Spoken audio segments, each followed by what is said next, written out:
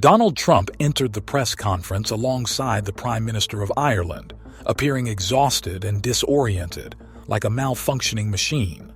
His statements were both surprising and concerning, while the stock market continued its downward spiral. Could his actions be accelerating the economic downturn of the United States? A sharp decline in the stock market signals a broader economic crisis. The S&P 500 suffered a 9% drop, the Dow Jones plunged by 7%, and the Nasdaq saw a staggering 10% decline. The financial markets were overwhelmed by a sea of red, indicating widespread panic. Despite this economic turmoil, Trump remains steadfast in his trade war policies, which are not only affecting China, but also impacting key allies, such as Ireland and NATO countries. Economists caution that unless Trump alters his approach, the United States will likely face a deep recession. In his speech, Trump proudly asserted that NATO had become wealthier due to his insistence that member states increase their financial contributions. According to him, billions of dollars poured into the alliance, making it stronger. However, much of that money has already been spent on military conflicts. The critical question remains, does the United States still have a future in NATO? Rather than reinforcing international alliances, Trump's actions have strained relationships, isolating the U.S. more than ever before. This strategy raises concerns about the long-term effects on both national security and economic stability. Could such a stance lead to consequences that cannot be reversed? Trump's criticisms did not stop at NATO. He went on to target Ireland, accusing the country of taking unfair advantage of the U.S. economy. According to him, the European Union was designed to exploit America, and Ireland is no exception. His remarks not only offended the Irish government, but also jeopardized the historically strong relationship between the two nations. This raises an important question. Can a nation that was once a close ally suddenly become an adversary? Many economists believe that damaging relationships with key partners will only worsen the economic situation in the United States. As trust erodes, the trade war could become an unseen force dragging the U.S. economy further into decline. As tensions mounted, Trump made another unexpected remark, this time concerning social issues. He began discussing the topic of transgender individuals, making statements that were not only irrelevant to the discussion at hand, but also highly controversial. At a time when society is fighting for the rights of vulnerable groups, such comments were seen as inflammatory and unnecessary. These statements did not go unnoticed. Politicians and the general public alike questioned whether they were signs of an unraveling leadership or simply another tactic to create chaos.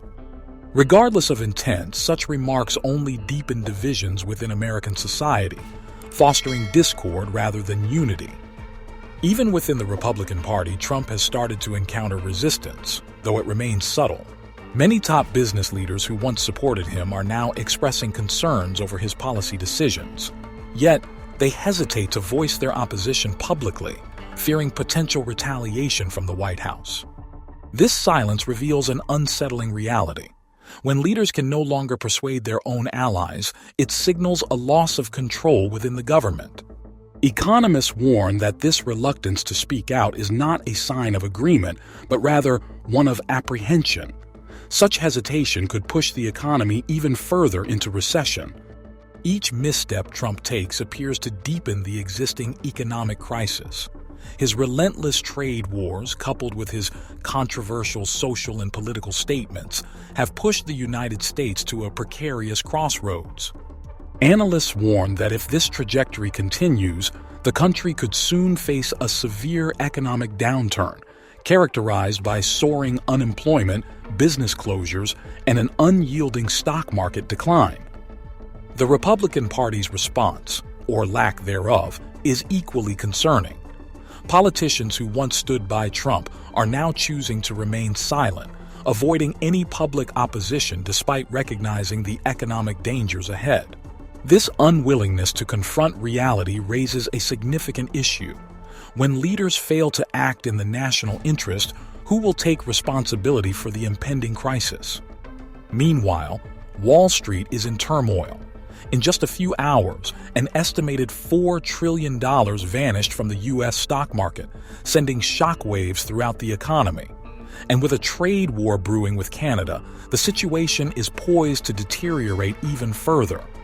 As soon as Trump's latest tariffs were announced, the markets reacted violently. The Dow Jones plummeted by over 1,500 points in a single day, marking one of the worst declines in recent history. The S&P 500 experienced its steepest drop of the year, while the Nasdaq took a major hit, with tech stocks in freefall. In a matter of hours, trillions of dollars were erased from the stock market. The consequences of this economic downturn are widespread. Retirement savings in 401k accounts dwindled, mortgage rates surged, and consumer confidence took a nosedive. Financial analysts estimate that major U.S. corporations lost hundreds of billions of dollars in mere hours. Many companies are now scrambling to reduce costs, lay off workers, and prepare for an impending economic storm. This is not just a Wall Street issue, it is affecting the broader economy. Industries such as automotive manufacturing, construction, and aerospace are all suffering from the increasing costs of raw materials. The rising prices of steel and aluminum have forced businesses to raise consumer prices, making everyday goods more expensive. And who ends up paying for these higher prices? The American people. But the crisis does not stop there. Within 48 hours of Trump's announcement, Canada retaliated. The response was swift and aggressive. Ontario Premier Doug Ford made it clear that Canada would not be intimidated. Now, the United States faces an economic counterattack. One of the most pressing threats is the potential disruption of electricity exports from Canada to the U.S. currently. Ontario supplies 10% of the power used in New York, Michigan, and other northeastern states. If Canada decides to cut off this supply, millions of Americans could face rolling blackouts, with industries suffering even greater losses. That is only the beginning. Canada has also imposed new tariffs on American agricultural and technology products. As one of the largest buyers of U.S. farm goods, Canada's tariffs could cost American farmers billions in lost revenue. Additionally, tech companies are now in the crosshairs, further escalating the conflict from a trade dispute to a full-scale economic war. Then, in a shocking twist, Trump took to social media and made an unexpected declaration. He accused Canada of exploiting the United States and even suggested that the country should become America's 51st state. The reaction was immediate and explosive. World leaders condemned the statement as reckless and absurd. Even some of Trump's most loyal supporters were left stunned by the audacity of such a remark. While some dismissed it as a distraction tactic, others feared it signaled a radical shift in U.S. foreign policy. Meanwhile, back in Washington, the political climate is deteriorating. As financial markets collapse and trade tensions escalate, Congress remains paralyzed.